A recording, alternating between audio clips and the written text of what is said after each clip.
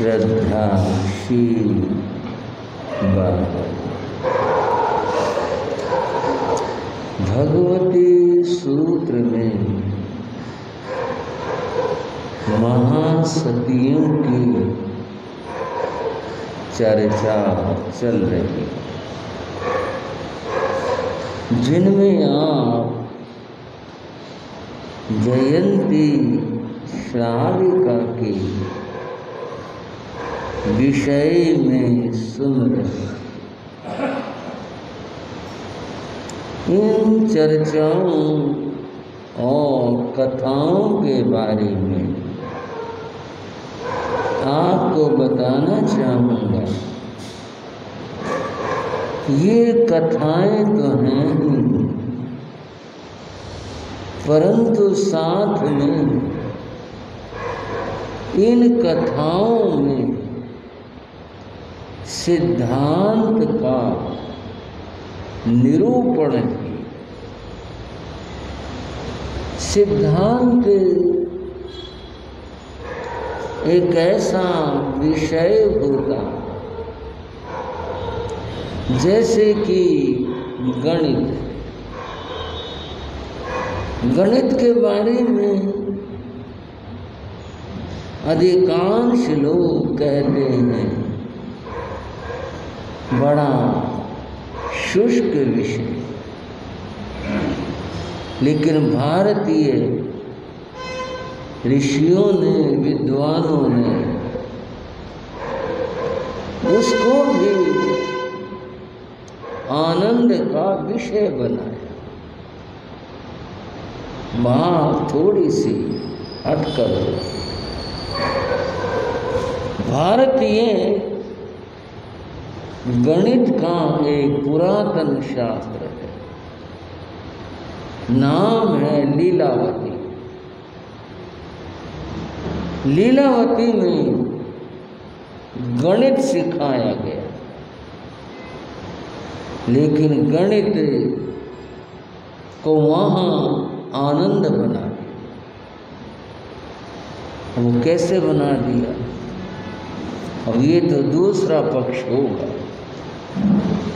उसका उदाहरण यह है कि वहाँ संख्या बताकर इसको इसमें जोड़कर कितने बने, घटाकर कितने बने, ऐसे नहीं बताया। जैसे एक उदाहरण, एक बागीचे में फूल खिले हुए थे। कुछ कन्याएं वहाँ पर आती हैं और फूल चुनती हैं।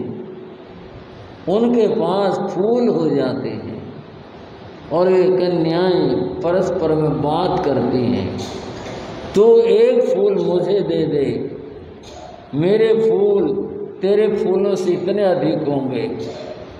और वो कहते तू एक फूल दे दे, मेरे फूल इतने होंगे। और यूँ ऐसे उदाहरणों के द्वारा गणित समझाया। यहाँ जो चर्चा है भगवती सूत्र में, जो कथानक आई,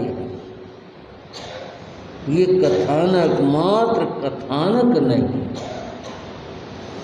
क्योंकि ये सब तो इतिहास बनता। इन सब में सिद्धांत रहा और वो समझना है। जैसे हमने कल चर्चा की थी, सिद्धांत को लेकर के चर्चा की थी, जिसमें जीवों के मोक्ष जाने की बात थी, किस तरह से बताया। जयंती श्राविका के ये प्रश्न कुछ और भी हैं। ये सब सिद्धांतिक प्रश्न।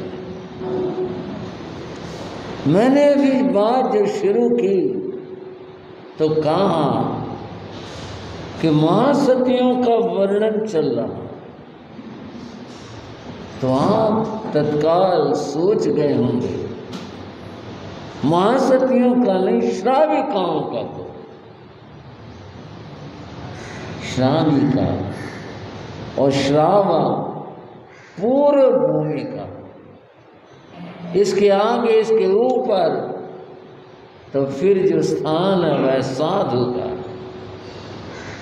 जयंती श्राविका ने प्रश्न पूछे, भगवान से समाधान पाया और उन सब से उसके मन के अंदर वैराग्य भाव जागृत हुआ इस रूप में कि मुझे पुरुषार्थ करना चाहिए। अगर मोक्ष पाना, बिना पुरुषार्थ के मोक्ष नहीं होगा।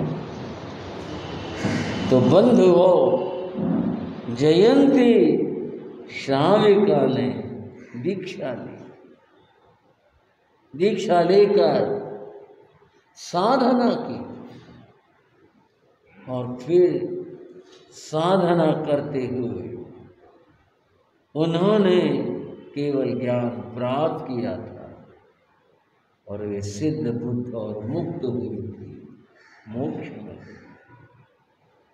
कितना उज्जवल और अद्भुत चरित्र हुआ,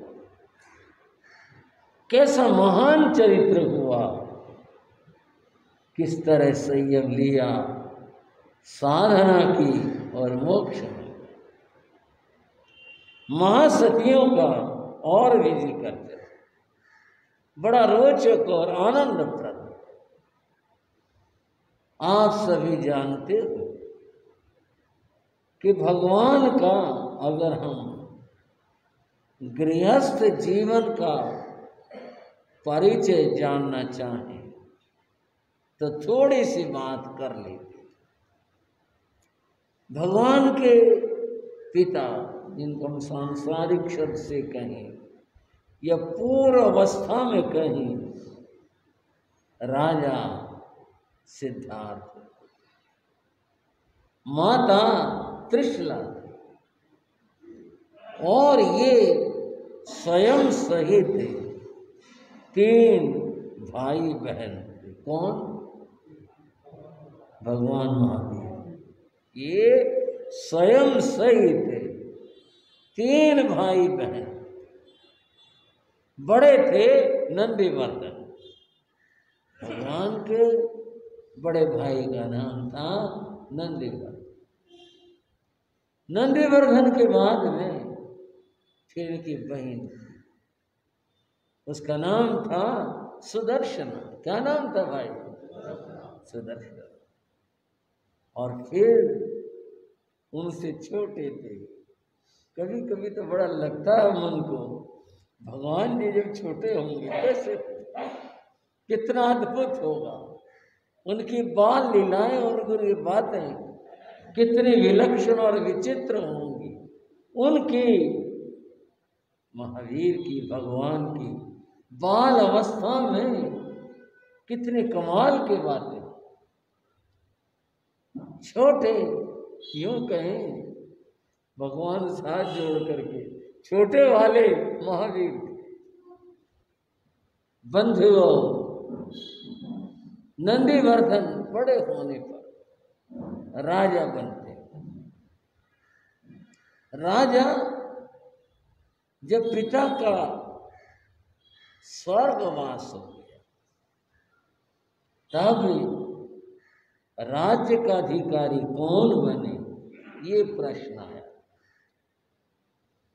नंदीवर्धन जानते थे वर्धमान महावीर बहुत बुद्धिमान, इसकी बात कभी काटी नहीं जा सकती, कभी बदली नहीं जा सकती। जो ये कहता है, पिताजी भी इसकी बात मानते थे और वो भी इसके मुख से सुनना चाहते थे कि ये समस्या है, क्या समाधान।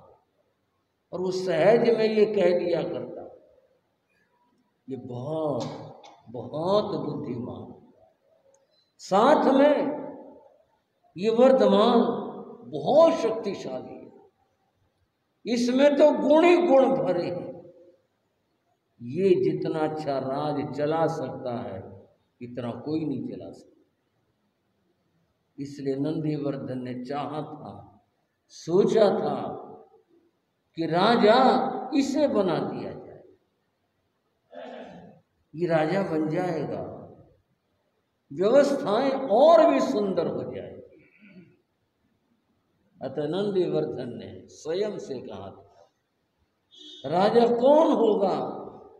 इस प्रश्न के उत्तर में ये तो बड़ा स्पष्ट है, राजा वर्धमान होगा, मेरा छोटा भाई बहुत बुद्धिमान है, जो बहुत शक्तिशाली है, जो वो होगा। सबने अपने अपने बातें करी थी, पर वर्धमान ऐसे थे जैसे पहाड़ों से पानी बह जाए। वहां किसी बात को लेकर कुछ भी उनके लिए अर्थ ही नहीं था, कुछ कोई क्या कह रहा, कोई क्या बात कर रहा उनके बारे में, किसके बारे में, कुछ नहीं। उन्हें निष्क्रिय एकदम, पहाड़ों से पानी बह गया, बात कर ली होगी जिसने कर ली, वर्धमान को कोई मतलब ही नहीं। आखिर जब यह प्रसंग उपस्थित हुआ कि राज तिलक वर्धमान को किया जाए, और वर्धमान ने बड़े सहज से कहा, परंपराओं का पालन करो। एक वाक्य ने उनकी सारी योजनाएं, सारी बातें धो करके रख दी। परंपराओं का पालन करो। कोई नहीं काट सका, मंत्री भी थे वहां, सब थे। नंदीवर्धन बड़ा चाहते थे कि वर्धमान राजा बने और नंदीवर्धन को राजा बनाए। ये तो महावीर कथा की बात हो जाएगी। 2 वर्षों के बाद फिर वर्धमान ने, महावीर ने दीक्षा ली, घर रहे नंदीवर्धन जो राजा बने, और उनकी बहन क्या नाम, सुदर्शना।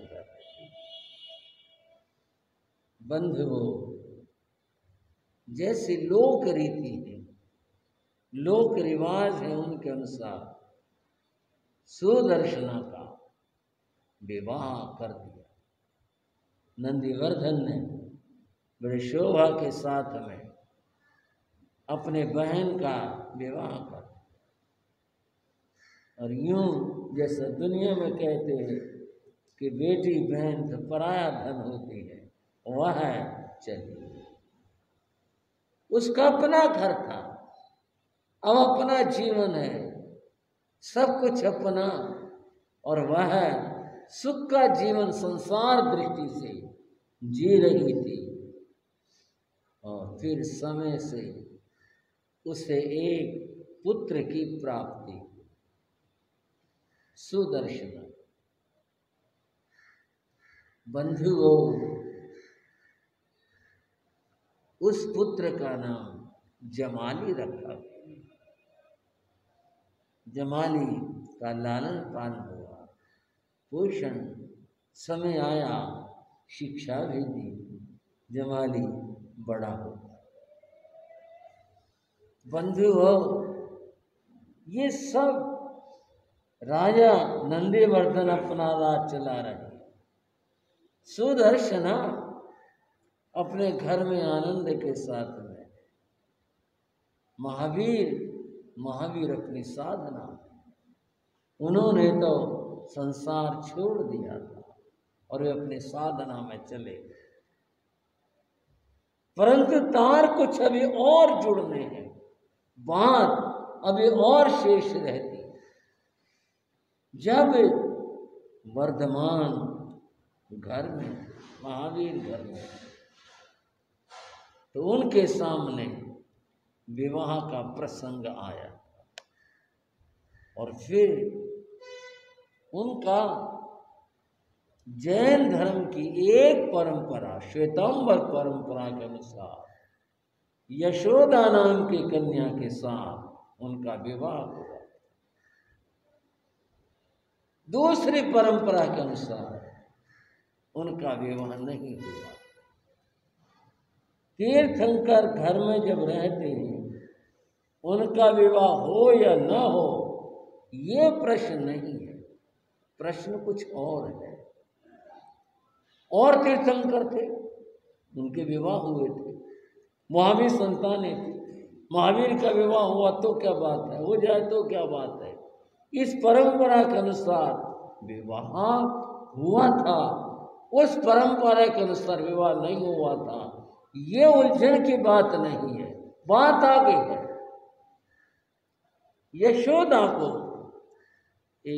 यशोदा ने एक कन्या को जन्म दिया, उस कन्या का नाम प्रियदर्शना रखा गया। बंधुओं, कुछ घर में बड़े नाम अद्भुत से हैं। बहन का नाम सुदर्शना है, भगवान महावीर की बहन का नाम, और बेटी का नाम क्या है, प्रियदर्शना। सुंदर कन्या थी, और वही सब लालन पान पोषण कन्या बड़ी हुई। कुछ बातें इतिहासकार कथा में कह जाते हैं, हर चीज के बारे में ये कब हुआ, कैसे घटा, कहाँ, वो नहीं हो पाता। महावीर साधना के मार्ग पर चले जाते, इस महावीर की पुत्री प्रिय दर्शना के विवाह का प्रश्न आता। मैं आपको बताता हूं, ये परंपराओं के भेद और मान्यताएं किस किस तरह से। तीर्थंकर जब गृहस्थ में हो, विवाह हो, किसी परंपरा का आपत्ति नहीं। उनके संतान हो, पुत्र हो या पुत्री हो, इस पर भी कोई किसी का आपत्ति नहीं है। भगवान ऋषभ देव की पुत्रियां थी, ब्राह्मण और सुंदर, कोई आपत्ति नहीं है। मामला कहीं और है, वो यह है, उस परंपरा का कहना यह है कि तीर्थंकर पुत्री का विवाह नहीं होता। यहाँ है सारा मामला। परंपरा की मान्यता क्या है, जिसने तीर्थंकर के रूप में जन्म लिया है और केवल ज्ञान जिन्होंने पाना है, गृहस्थ में जो उनकी पुत्री है, वो पुत्री दीक्षा ले, वह है, उसका विवाह नहीं होगा। और उसके पीछे भी भाव क्या और कैसा भाव है, बड़ी विचित्र विचित्र मान्यताएं। भाव यह है, अगर पुत्री का विवाह होगा तो फिर दामाद आएगा, और दामाद के सामने तो कुछ भी कह लो, पुत्री के लड़के के पिता को झुकना पड़ता है, उसका पद बड़ा होता है। संसार में तीर्थंकर सर्वोच्च सबसे बड़ा है, उसके ऊपर कोई नहीं होता, इसलिए तीर्थंकर पुत्री का विवाह नहीं होता। ये है सारा मामला। विवाह कर पुत्री का नहीं, उसके विवाह का, पुत्री के विवाह का मामला। रामायण में एक मामला फंस गया, बड़ा विचित्र मामला फंस गया। और क्या मामला फंसा? मामला यह है कि श्री राम के विवाह का अवसर था। इनका जो विवाह था वह, तो आप जानते हैं कि ऋषि राम को लक्ष्मण को लेकर के गए थे, जनकपुर में गए थे, और वहाँ जो भी कुछ बातें घटित हुई, मामला वहाँ तक पहुँच गया, विवाह होने की बात आ गई। और बात ये आई कि वो वरमाला होनी थी। क्या होनी थी? वरमाला। सीता जी माला लेकर के उपस्थित हो गए, सारे लोग थे, माला श्री राम के पास भी थी। मैं बता रहा हूं मामले कैसे उलझते गए। राम भी खड़े थे, सीता खड़ी थी। मामला कहाँ उलझा ये राम लंबे थे, ये मैं नहीं बता रहा, ये रामायण की बात है। सीता जी के लिए बड़ी मुश्किल पड़ी, वो किस तरह से हाथ करे, कैसे करे। कुछ सभ्यता का भी प्रश्न था एक नारी के लिए, कुछ वो कद में भी कुछ इस तरह का मामला था। अब खड़ी होगी, माला कैसे डाले? और राम झुके कैसे? झुकने को तो अपने माँ बाप को प्रणाम करते हैं, गुरु को करते हैं, पर दुनिया यूँ कहेगी स्त्री के सामने झुके। फंस गया ना मामला। हो गया ना काम टेढ़ा। राम सीता के आगे कैसे झुकेंगे? और सीता माला डालना चाहती है, लेकिन उसके सामने समस्या, राम ऊंचे थे, लंबे थे, फिर सीता के लिए कठिनाई थी कि वो हाथ ज़्यादा ऊपर किस तरह से करेगी, क्या करेगी, वो भी खड़ी होगी, वो भी खड़ी होगी, यूं फंस गया मामला। सुलझाने वाले सुलझाते हैं, कठिन से कठिन बातों को सुलझाते हैं। लक्ष्मण जी ने देखा इधर मामला उलझ गया, इधर खड़े रहेंगे, राम भी खड़े रहेंगे, सीता भी खड़ी रहेगी, बताओ इनको हम यूं कहे तुम झुको, ये कैसे ठीक होगा? और सीता जी के लिए हम करें क्या? लक्ष्मण जी आए बीच में, और लक्ष्मण ना करके बस कुछ बहाना सा बनाया और राम को प्रणाम किया। क्या किया? राम को प्रणाम किया। जब प्रणाम किया, राम जी ने आशीर्वाद देने के लिए नीचे को झुके, सीता ने फट माला डाली, और यूं मामला ऐसे सुलझ गया, और सुलझाने वाले ऐसे सुलझा देते हैं। और उसने माला डाल दी, राम ने फिर माला डाल दी, जो भी था वो विवाह का कार्य हो गया। ऐसे प्रसंग होते हैं। यहाँ जैनों के अंदर ये समस्या फंसी हुई है, और वो क्या फंसी हुई है? एक परंपरा तो ये कहती है कि तीर्थंकर के पुत्री का जन्म उसकी पत्नी से कोई आपत्ति नहीं, पर उसका विवाह नहीं होगा। विवाह होगा तो समस्या बनेगी, कन्यादान करना पड़ेगा, बड़ा कुछ करना पड़ेगा, पिता को झुकना पड़ेगा उसके सामने, इसलिए वो दीक्षा लेगी। और बंधुओं, इस परंपरा, श्वेतांबर परंपरा ने इसके ऊपर यही मान्यता रखी, इस बात का कोई अर्थ नहीं, ये सब संसार के काम है, संसार के बातें हैं। ये जितनी बातें हैं ये तो अध्यात्म पक्ष में है कि तीर्थंकर सबसे बड़ा है, दुनिया की बातें तो पूरी करनी होती हैं। इस परंपरा की ये मान्यता है। इसलिए प्रिय दर्शना का विवाह, भगवान का भी विवाह हुआ, पुत्री हुई, और फिर आगे पुत्री का भी विवाह हुआ। उसका विवाह हुआ जमाली से। किससे? जमाली से विवाह। जमाली तो जिक्र किया ही था आपसे। कौन था जमाली? सुदर्शना का पुत्र था। आप ये रिश्ता भी समझ सकते हैं, लेकिन ये जो रिश्ते हैं ये समय के साथ साथ में जिस तरह रिवाज रहे हैं वो इसी तरह से रहे। कोई जमाना था आपस में से विवाह होते थे, बंगाल में कहते हैं अभी भी होते हैं, मैं नहीं कह सकता, लेकिन सुनते हैं ऐसा। और किन्हीं जातियों में इस प्रकार के रिश्ते होते हैं। तो उस जमाने में था यह, और इनका जमाली का और प्रिय दर्शना का विवाह हुआ, ऐसा इधर की मान्यता, श्वेतांबर मान्यता में ऐसा बताया। चर्चा तो भगवती सूत्र की चल रही है, बात तो वहां कर दी। ये सब परिचय, परिवार परिचय, वह अपनी तरह से अपना जीवन जीते हैं जमाली और प्रिय दर्शन।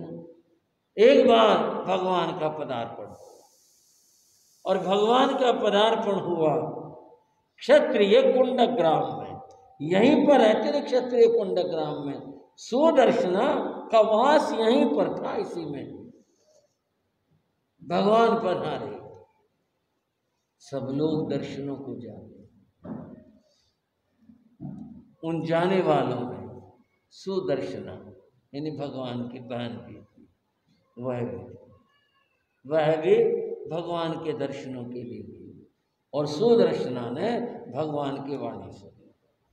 पहले भी आती थी, पहले वाणी सुनती थी, लेकिन इस बार जो उसने वाणी सुनी तो उसका मन वैराग्य से भर। बंधुओं, ये तो समझ आने की बात होती।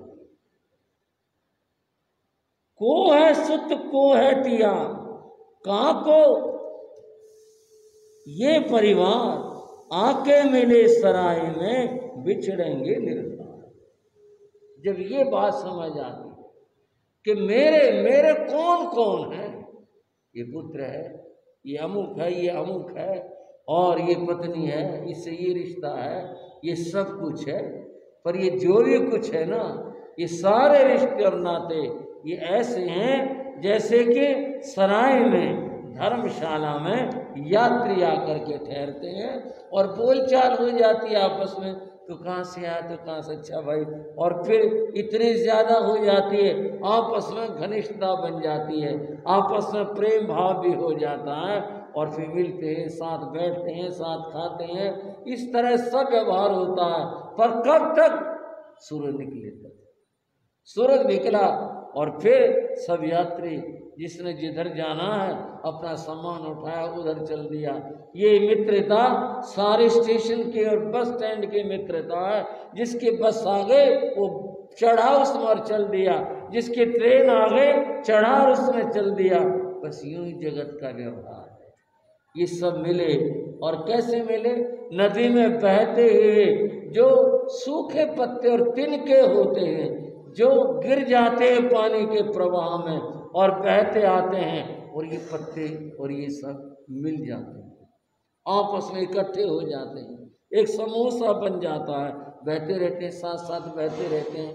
कोई एक लहर आती है, उछालती है, सारे बिखर जाते हैं, कोई किधर गया, कोई किधर गया, कोई किधर गया। ये संसार की रीति नीति है। इसको आप केवल संसार का की निंदा न समझें, एक सच्चाई है, होता यही है। जिसका जिधर जो जैसा है उस ओर चल देता है। ये बात सुदर्शना ने उस दिन समझ ली। रास्ता यही है जो महावीर बता रहे हैं। उसके मन में वैराग्य आया, और इतना वैराग्य भाव जागा कि उसने दीक्षा ली, सुदर्शना की दीक्षा ली। दीक्षा ली, दीक्षा लेने के बाद फिर उसके साधना का जिक्र है। जैसे और सतियों के जिक्र आते हैं साधना के, उनके अध्ययन का भी जिक्र आता है, और फिर तपस्याओं का जिक्र आता है, ध्यान आदि का भी जिक्र आता है। वो सब हमें यहाँ सहज से समझ लेना चाहिए। सुदर्शना ने अपने जीवन में दीक्षा लेकर वो सब किया। और फिर सुदर्शना की कथा यह है कि अंतिम समय में यह संसारा ग्रहण करके कर्म निर्जना करके सुदर्शना केवल ज्ञान प्राप्त करती है और मोक्ष में जाती है। धन्य हो इन सतियों, बार बार धन्य हो। आपने सुना जयंती का वर्णन और मुक्ति में चली गई, और आपने सुना सुदर्शना का वर्णन और वह धन्य थी। यहाँ संसार दृष्टि से प्रभु के बहन थी। अब इसमें तो हम ज़्यादा क्या कह सकते हैं, लेकिन धन्य उसे ऐसा उसे अवसर आया था उसके जीवन में जब वो वर्तमान के साथ खेला करती थी, और अब समय आया तो उसने केवल ज्ञान पाया और उसने मोक्ष प्राप्त किया। धन्य हो। बंधुओं, एक धारा होती है जो बहती जाती है, बहती जाती है। महावीर ने दीक्षा ली, और बंधुओं सुदर्शना ने दीक्षा ली, और कितने परिवारों में से कितने लोगों ने दीक्षा ली। आगे उनके भाइयों ने, संबंधियों ने दीक्षा ली। क्रम चलता रहता है। भगवान का एक बार फिर से क्षत्रिय कुंड ग्राम में पदार्पण हुआ। तब तो चले गए, फिर से पदार्पण। इस बार जब भगवान पधारे, उन भगवान के दर्शन करने वालों ने जमाली ली। जमाली आप समझ सकते हैं, अगर संसार दृष्टि से सोचेंगे जो भी संबंध है, लेकिन जो संसार को छोड़ करके संत हो गया, उसका फिर इन संबंधों से वास्ता नहीं रहता। मैं आपको महर्षि मनु की बात बताता। वैदिक धर्म परंपरा के बहुत विद्वान ऋषि हुए महर्षि मनु। मनु ने ग्रंथ रचा, उसका नाम है मनुस्मृति। क्या नाम है? मनुस्मृति में बहुत बातें गृहस्थ जीवन के बारे में बहुत बताया, और मनुस्मृति में संन्यास के बारे में बताया। बंधुओं, जो मैं बात संबंधों के कह रहा हूं ना, कि जो सन्यासी हो गया, घर छोड़ के चला गया, उसका घर से, घर वालों से, परंपराओं से संबंध नहीं रहता। मनु ने क्या कहा कि जिस घर से जो सन्यासी हो गया और उसने अपनी सन्यास यात्रा कर रहा है, घर से उसका कोई संबंध नहीं है। केवल इतना नहीं, समझना इस बात को, मैं क्या बताने लग रहा हूं। वो कहते हैं कि भाई घर से उसका संबंध नहीं रहता। घर से संबंध का अर्थ क्या तात्पर्य है? भाई ठीक है, छोड़ी आए, अलग हो गए, ठीक नहीं, नहीं, और भी गहराई की बात है। घर से संबंध नहीं रहता, एक शब्द है। जैसे कहीं किसी परिवार में बच्चे का जन्म और कहीं किसी परिवार में दूसरी घटना भी घटित होती है, जिसको सूतक और पातक कहते हैं संसारी लोग। अब ये सूतक पातक जैनों के यहाँ तो खास नहीं है, कुछ है कुछ में नहीं है। वैदिक परंपरा में पूरा पूरा सूतक भी पातक भी, इसका अपने धर्म ज्ञान से, वो पाठ से, जाप से, सबसे क्रियाओं से संबंध जोड़ते हैं सूतक पातक। जो समझने की बात है वो यह है कि सन्यासी को सूतक पातक नहीं लगता। समझा आपने? इस बात को थोड़ा हल्के से लिया होगा। मैं इसकी गंभीरता ये बता रहा हूं, जिसने घर छोड़ दिया अब उस घर से संबंध नहीं रहा। ये बात केवल देहजनक नहीं है, वे मात्र चलो ठीक है भाई आगे ये यहाँ वो नहीं, नहीं, भावात्मक रूप से ये बताया मनु ने कि सन्यासी को सूतक पातक नहीं लगता। उस घर में कोई घटना घटो, उसका यहाँ उसके साधना में, उसके स्वाध्याय में, उसके अन्य क्रियाओं में, सन्यास की क्रियाओं में ये कुछ भी नहीं लगेगा कि इस घर में ये घटित हो गया, मेरे को ये लगते थे, ये लगते ही ऐसा है। सन्यास जिसने ले लिया उसका कोई सूतक पातक उसको नहीं लगता। समझ गए भाई? इससे अर्थ क्या हुआ कि वे घर से कोई संबंध नहीं रहा। जब संबंध नहीं रहा फिर बात क्या रही? तो कुछ रहा ही नहीं, खत्म हो गया। और बात बता रहा हूं, उस घर का जहां से जो सन्यासी गए, मैं मनु की बात बता रहा हूं, उस घर का सन्यासी से कोई संबंध नहीं रहता। संबंध इतना ही है कि वो गुरु है, सन्यासी है, मिले तो प्रणाम करो, मिले तो आदर सत्कार करो, आए तो भिक्षा दो। ये एक सहज है, ये हमारे घर का सन्यासी है इसका अर्थ नहीं है। बस सहज सन्यासी कोई भी आ जाए, जो गृहस्थ धर्म हो यही है। थोड़ा सा कठिन सा होगा पर बात चलिए तो कह लो। जैनियों ने इस मामले को थोड़ा सा उजागर कर दिया, जबकि हमारे यहाँ त्याग और वैराग्य ज्यादा था। लेकिन आज के जैन समुदाय के लोग थोड़ा सा अपने साधु से ज्यादा संबंध रखते हैं। वैदिक परंपरा में, मैं मनु की बात कह रहा हूँ, आप उसका ग्रंथ खोल के पढ़ सकते हैं। पूरी तरह से माना उसका परिवार से कोई नाता नहीं। और अगर आज हम साधु, मैं अपने से जोड़ करके कह रहा हूं, हम साधु अगर आपको बताइए मेरा अमुक लगता है, मेरा ये अमुक लगता है क्या मतलब? जब आप आ गए, आपको सूतक से, पातक से, किसी चीज से कोई संबंध नहीं रहा तो आपका है कहां से? और यही बात गृहस्थियों की है। जब आप इस बात को अन्यथा नहीं लेंगे भाई, मैं कभी ये सोचे मैं कुछ और कह रहा हूं, मैं आपको सिद्धांत की बात बताने लग रहा हूं। वो यह है कि वे गृहस्थ लोग अपना साधु है, मारे मारे फिरेंगे, बड़ा कुछ करेंगे और क्या करेंगे, आरंभी समारंभी सारी बातें भी, भाई हमारा भतीजा लगता, हमारा अमुक लगता, हमारा ये रिश्तेदार लगता, रिश्तेदारी में से रिश्तेदारी निकालेंगे।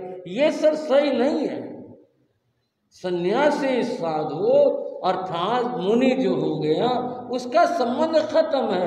आपके लिए भी यह कहना ये हमारा भाई भतीजा लगता है, ये गलत है। और साधु के लिए भी यह कहना ये हमारे घर वाले, हमारे ये लगते हैं, मेरे ये लगते हैं, ये गलत है। संबंध खत्म। देह से उठ करके ही नहीं आए।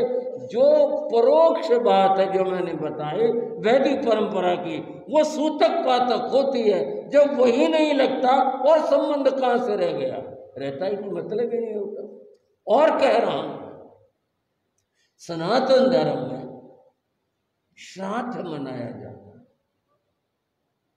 बहुत सारे जैनी भी मनाते हैं, लेकिन परंपरा जैनियों की नहीं है। श्राद्ध मनाना, श्राद्ध जो है वो वैदिक परंपरा के वहाँ की परंपरा है, वहाँ मनाते। जैन धर्म के अंदर श्राद्ध नहीं मनाया जाता। कोई मना ले तो खाली वो वैसे प्रभाव है, सैद्धांतिक बात नहीं है।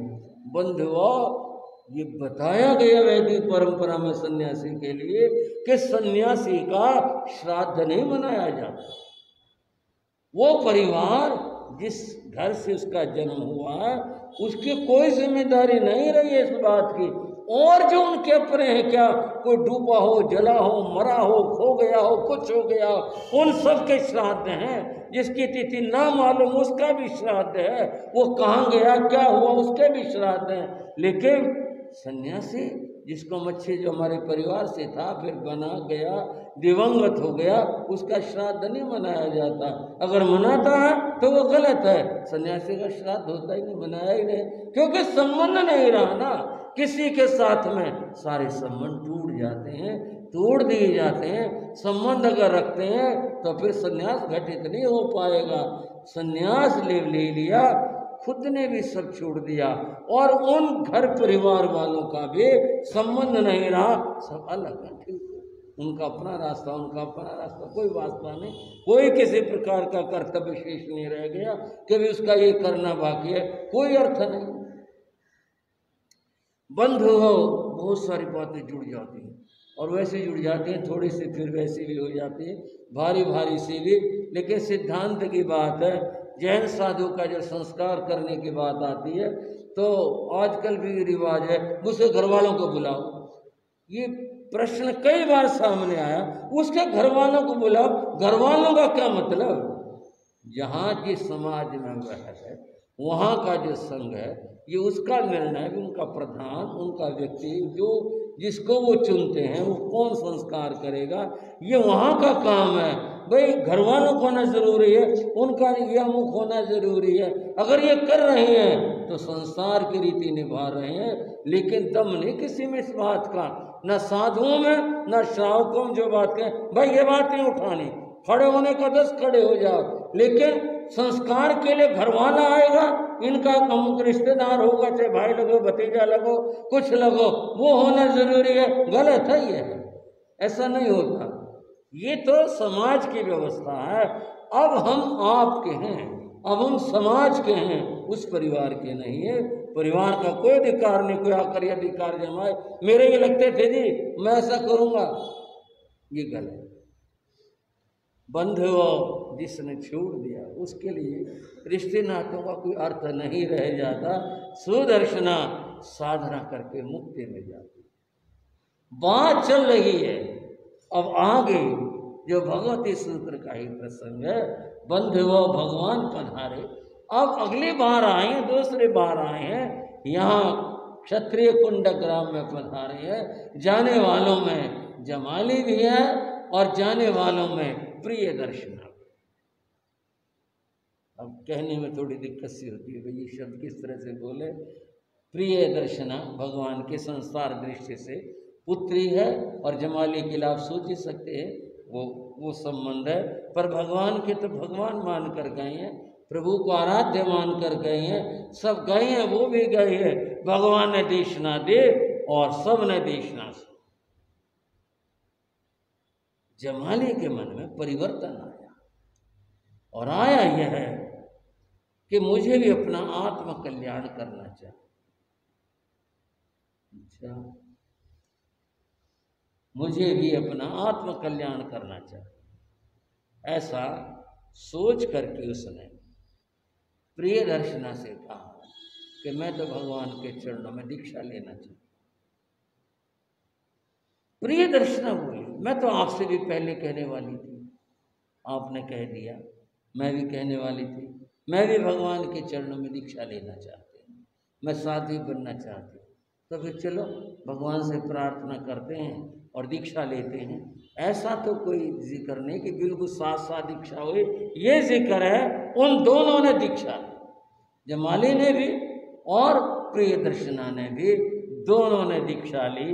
अब ये संसार दृष्टि से परिवार की बात हो गई, उन्होंने दीक्षा ली। और आपको बताना चाहूँगा, भगवान बुद्ध वैदिक धर्म बौद्ध परंपरा के जो बुद्ध हैं, उनके पास उनका परिवार आया था। उनके पिता राजा की मृत्यु हो गई थी, राज्य को संभालने वाला था नहीं, स्त्रियां थी और थे जो भी थे, उनके मन में दीक्षा लेने का भाव आया और उनके नाम भी मिलते हैं इसमें। वो दीक्षा लेने के लिए आए, भाई हम दुनिया में करेंगे क्या रह करके, अब चलो हम भी बुद्ध की शरण में चलो। जब वो दीक्षा लेने के लिए आए, उन्होंने प्रार्थना की तो बुद्ध ने इनकार कर दिया, मैं तुम्हें दीक्षा नहीं दे सकती। क्यों नहीं?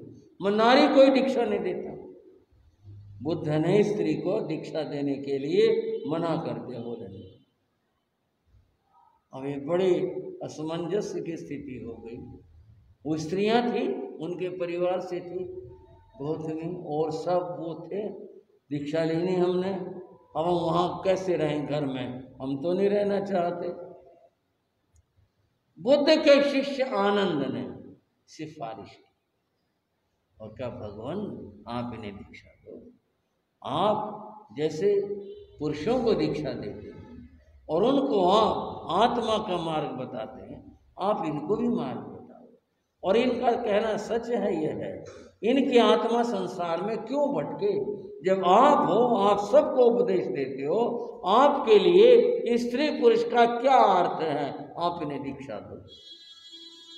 आप शायद ये सोच बैठे होंगे तो चेला गुरु ने उपदेश देगा, कथा है उनके यहाँ की, जिक्र है ये, उन्होंने मने कर दिया। आनंद ने सिफारिश की कि नहीं, इनको दीक्षा दो, प्रार्थना की इनको दीक्षा दो। बुद्ध ने कहा दीक्षा तो मैं दे दूंगा, लेकिन स्त्री का संग में प्रवेश होने के बाद मेरे संग का जो भविष्य है वह उलझन पूर्ण हो जाए। क्या मतलब? बोले इसमें बहुत लंबे समय तक चलना है, इसका समय घट जाएगा। बोले भगवान जो घटेगा, जो होगा वो आगे की पीढ़ी देखेगी, आप इनको दीक्षा दो।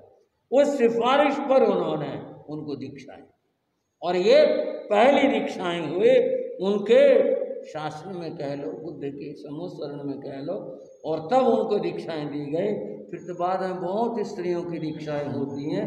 ये सब बातें इतिहास भी हैं और सिद्धांत भी हैं। महावीर के सामने ये समस्या, यहाँ की मैं बात कर रहा हूँ, परिवार की बात कर रहा हूँ, औरों की बात कर रहा हूँ। चंदन वाला महावीर के आपको पता ही है कि वह उनके रिश्तेदार थे परिवार की दृष्टि से। महावीर ने इन बातों को यूँ नहीं सोचा, जिसको वैराग आ गया उसी को दीक्षा दे दे कि ठीक है, तुम अगर चाहते हो आत्म कल्याण करना, ठीक है। अब भगवान के सामने प्रश्न आया है, प्रिय दर्शन यानी पुत्री का और पुत्री के पति का, कि वे वो दीक्षा लेना चाहते हैं। ये दीक्षा कैसे हुई, क्यों कर हुई और आगे क्या घटा, ये ही सारा वर्णन भगवती सूत्र का वर्णन है। और मैं बता रहा हूँ, ये कहानियां नहीं, इनके साथ सिद्धांत हैं। स्त्री दीक्षा का सिद्धांत यहाँ पर आकर के जुड़ गया है। और बंधुओं, फिर इनकी दीक्षा के बाद में और सिद्धांत की बात आएंगे, वो चर्चा आगे कर लेते हैं। समय स्थिति के देखते हुए आज की चर्चा को विराम देते हैं और अब गुरुओं की चर्चा करते हैं, मिलकर बोलेंगे। योगेरा गुरु योगेरा जे गुण गाले, चरणों में शीश झुकाए। गुरु योगेरा जे गुण गाले, चरणों में बोलो। जब अजमेर शहर में आए, जब अजमेर शहर योगीराज की पदवी पाए, योगीराज की पदवी पाए। जीवन उच्च बना ले, चरणों में शीश झुका ले। हाँ, जीवन उच्च बना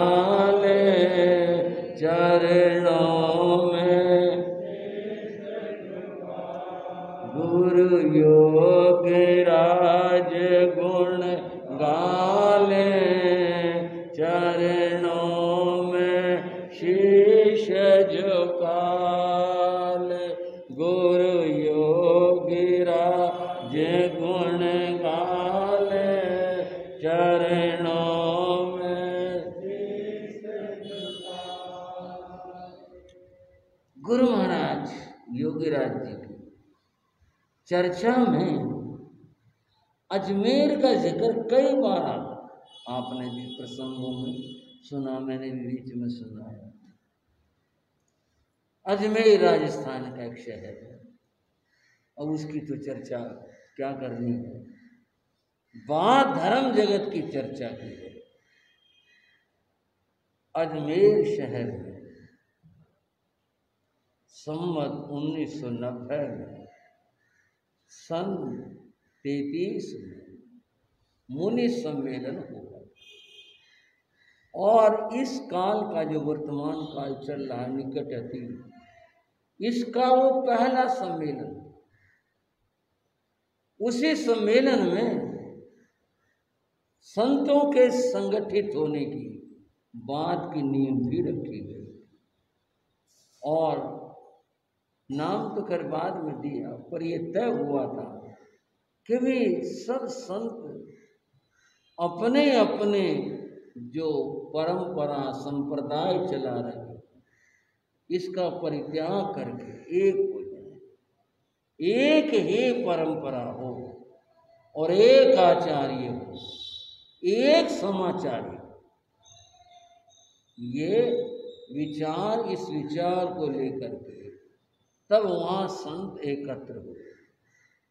इसके बाद फिर और सम्मेलन हुए, भिनासर में हुआ, सादड़ में हुआ, फिर हुआ, सम्मेलन हुए।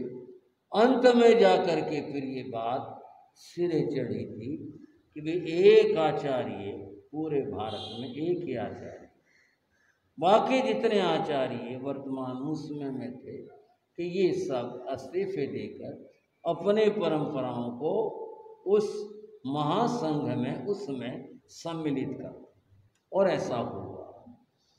गुजरात के संतों को छोड़कर बाकी और अधिकांश कुछ और परंपरा भी जो शामिल नहीं हुई, ज्यादातर परंपराएं शामिल हो गई। एक समाचार्य सबकी, जो भी कुछ अभी एक है, और आचार्य भी एक हो, इस तरह संघ एक हो। ये उस समय इस बात को लेकर के वो सम्मेलन था।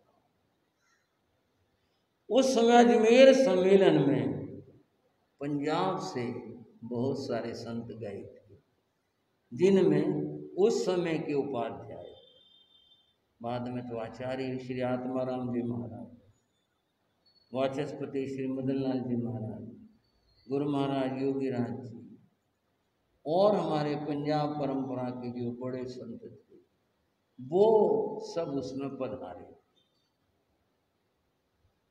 ये जो नाम मैंने लिए, ये संत इकट्ठे गए थे, काफी ठाने हो गए थे, बस ऐसे हंसते बोलते अपना यात्रा करी थी, लंबी यात्रा, जंगलों में ठहर जाते थे, कई जगह मिले ना मिले, जैसा भी था, सारे मजबूत संत थे। इस तरह से यात्रा हुई। इस यात्रा में गुरु महाराज योगीराज जी के बहुत सारे प्रसंग और संस्मरण हैं, जिनका मैं समय समय पर जिक्र करता हूँ।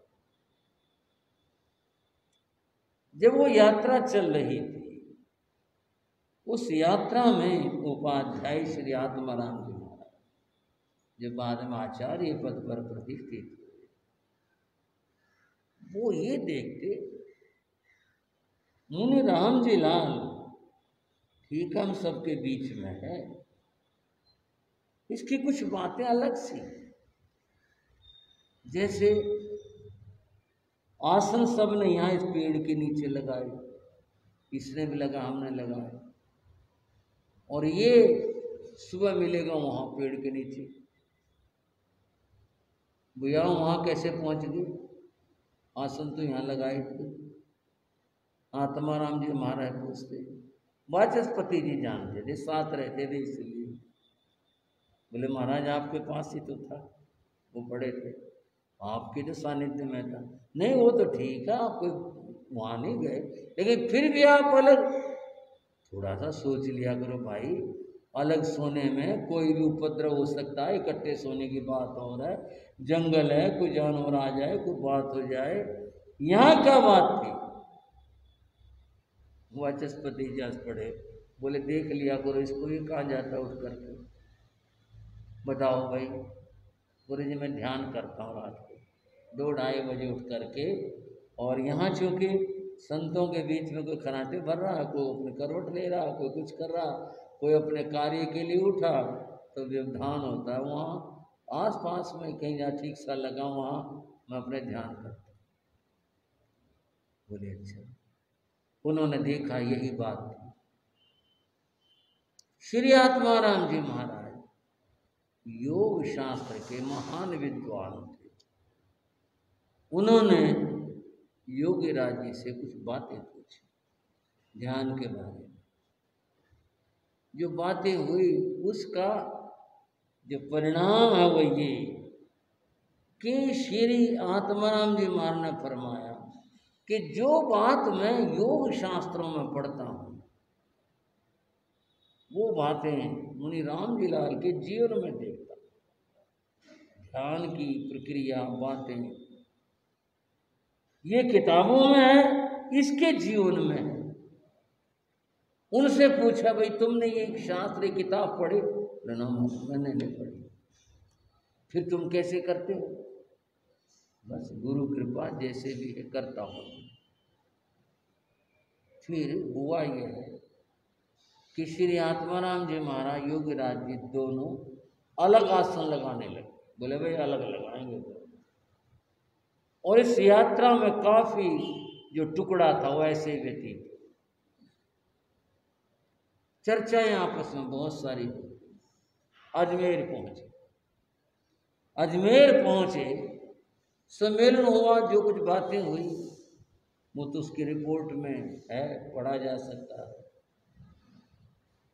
अंतिम दिनों में 1-2 दिन समापन से पूर्व संतों को जैसे आप गृह सम्मान करते हैं ना, वे वहाँ से आया भाई इसका सम्मान कर रहे हैं, इसका सम्मान है, पटका डाल रहे हैं, माला डाल रहे हैं, संतों के भी वहाँ सम्मान किए गए। इस रूप में नहीं, पटका माला के रूप में नहीं, किसी का परिचय दिया, किसी को कोई पदवी दी, कुछ दी। श्री आत्माराम जी महाराज ने कहा भाई हमारे इस विशाल संघ के अंदर अनेक संत विद्वान हैं, प्रवचनकार हैं, गीत गायक हैं, उत्कृष्ट क्रिया के साधक हैं, सब तरह के, लेकिन सारे संत समुदाय में योग की साधना करने वाला एक संत है मुनि राम जी लाल। ये मुनियों के सभा में ऐसा कहा गया, सबका ध्यान गया इस बात के ऊपर। उन्होंने कहा उनके परिचय देते हुए उनके ध्यान समाधि कैसे, तो मैं जो वहाँ संतों में शांति रक्षक बनाया जाता था, सभापति, जैसे गृहस्थों की मीटिंग में ऐसे, तो उनसे कहा गया भाई इनको योगीराज का पद दिया, इनको योगीराज। उस समय तक ये शब्द किसी भी, बाद में भी किसी संत के साथ ये जुड़ा नहीं, उनके साथ जुड़ा। योगीराज जी तो ना नुकर करते रहो, संतों ने जो बड़ों ने करना है, तब उनको इस पद से अलंकृत किया गया। एक बार श्रद्धा का पद बोलो गुरुदेव योगीराज श्री राम लाल जी महाराज के। तब से सब संत इनको योगीराज कहने। यहाँ से संवत 1990 उस मुनि सम्मेलन से ये शब्द उनके साथ जुड़ा, और फिर इसके बाद बस इसी नाम का, बल्कि जो उनका अपना नाम मुनि राम जी लाल है वो तो दब गया, और गुरु योगीराज ये नाम प्रकट में हो गया, बोलने में इसी का प्रयोग होने लगा। इस तरह से उनके नाम के साथ में ये शब्द जुड़ा। बंधुओं अब थोड़ी सी बात यूँ है मैं हूँ, कोई भी है। पदवियाँ जो दी जाती हैं सम्मान के रूप में दी जाती हैं, दे दी जाती हैं और ले ली जाती हैं, पर सवाल है कि उस तरह का गुण है या नहीं है। अगर वो गुण नहीं है तो फिर वो जो शब्द है और वो जो पदवी है वो केवल नामचारी की है, नाम भर की है। योगी राज के अंदर योग साधना का अद्भुत गुण था और इस योग साधना के कारण से उनके जीवन के अंदर अनेक सिद्धियां थी, लेकिन वो सहज ऐसे थे, कभी अपना प्रदर्शन, अपनी बात कहना करना इस सब से दूर होते थे, बड़े सहज रूप से रहते। कोई आदमी क्या अनुमान कर ले उनके बारे में, लेकिन उनकी उन सिद्धियों में वचन सिद्धि एक ऐसी थी, जब जो फरमा दिया कह दिया, ऐसा लगता है कोई घटनाओं से जैसे सारा उनको आगे का दिखाई देता। अब ये तो मैं कह रहा हूँ, उन्होंने तो कभी ये बात नहीं की, लेकिन मैं कह रहा हूँ क्यों घटनाएं बता रहे। उन्होंने कहा और घटना यूं की यूं घटित हो गई और उसी तरह से हो गई। ये उनकी विशिष्टता, उनकी साधना का फल था जो उन्होंने अपने जीवन के अंदर की। उस साधना के कारण से आज भी अनेक परिवार हैं, अनेक लोग हैं जिस बात के साक्षी है कि योगीराज जी ने ये फरमाया था, हमारे लिए ये कहा था, ऐसा हुआ था, ऐसा घटित हुआ था। बहुत सारी घटनाएं हैं, अब उन सब की चर्चा तो यथा समय अब तो मैं विराम ही लेना चाहूँगा और ये बता करके योगीराज शब्द उनके साथ वहाँ से जुड़ा और उस तरह से जुड़ा, ये उनकी विशिष्टता और दिव्यता थी। तो बंधुओं, ऐसे महान गुरु के चरणों में हम वंदन और नमन करते हैं